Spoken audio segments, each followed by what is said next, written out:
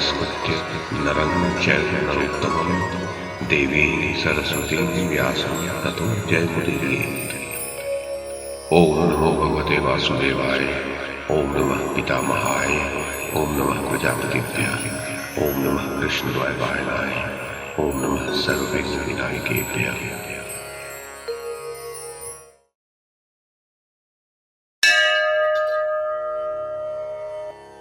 जनमेजय ने कहा, मुनिवर, जब दुर्योधन को ज्ञात हुआ कि महाराज युधिष्ठिर युद्ध करने के लिए सेना सहित कुरुक्षेत्र में आ गए हैं, तो उसने क्या किया?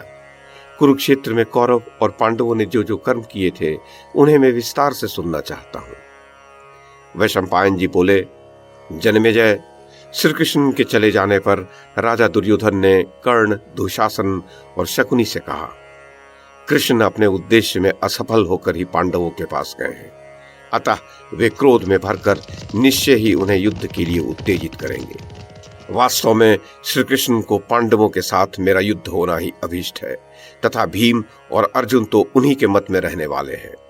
युधिष्ठिर भी अधिकतर भीमसेन के वश में रहते हैं। इसके सिवा पहले मैंने उनका और उनके भाइयों का तिरस्कार भी किया ही है। विराट और द्रुपद से भी मेरा वैर है ही। वे दोनों सेना के संचालक और श्री कृष्ण के संकेत पर चलने वाले हैं। इस प्रकार यह युद्ध बड़ा ही भयंकर और रोमांचकारी होगा। अतः अब सावधानी से युद्ध की सब सामग्री तैयार करानी चाहिए। भूमिपालो, आप कुरुक्षेत्र में सैकड़ों और सहस्त्रों की संख्या में ऐसे शिविर तैयार करावें जिनमें अपनी आवश्यकता के अनुसार पर्याप्त अवकाश हो तथा शत्रु लोग जिन पर अधिकार न कर सकें। उनके पास ही जल और काष्ठ आदि मिलने की सुविधाएं हों। उनमें ऐसे मार्ग होने चाहिए जिनके द्वारा खाद्य सामग्री सुविधा से लाई जा सके और शत्रु लोग उसे नष्ट न कर सकें, तथा उनके चारों ओर दुर्ग बंधन कर देना चाहिए।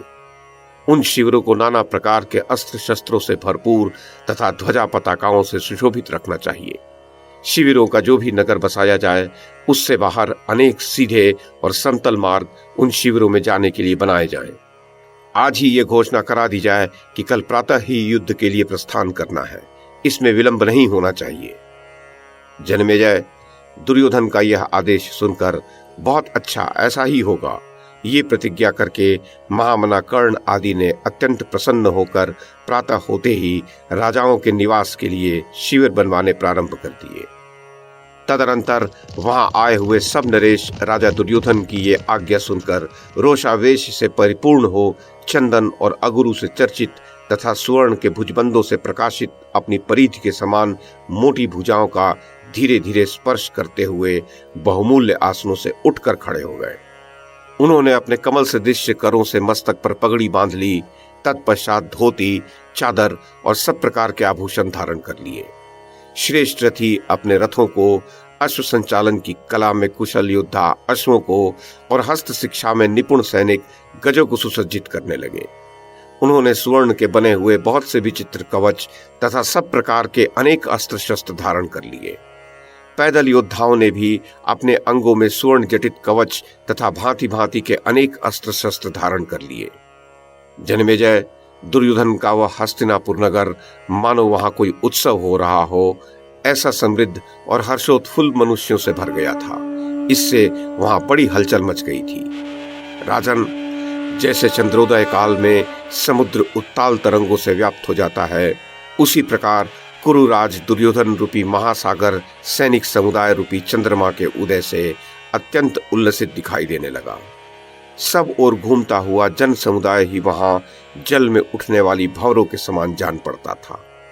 रथ, गज और अश्व उसमें मत्स्य के समान प्रतीत होते थे। शंख और दुंदुभियों की ध्वनि ही उस कुरुराज रूपी समुद्र की गर्जना थी। कोशों का संग्रह ही रत्न राशि का प्रतिनिधित्व कर रहा था। योद्धाओं के विचित्र आभूषण और कवच ही उस समुद्र की उठती हुई तरंगों के समान जान पड़ते थे। चमकीले शस्त्र ही निर्मल फेन से प्रतीत होते थे। प्रसादों की पंक्तियां ही तटवर्ती पर्वत सी जान पड़ती थी। सड़कों पर स्थित दुकानें मानो पर्वत की कंदराएं हों।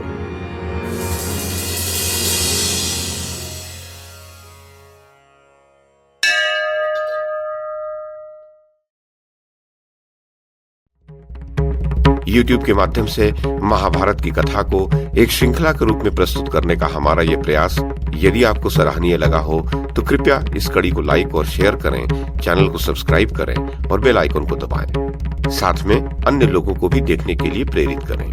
धन्यवाद और नमस्कार।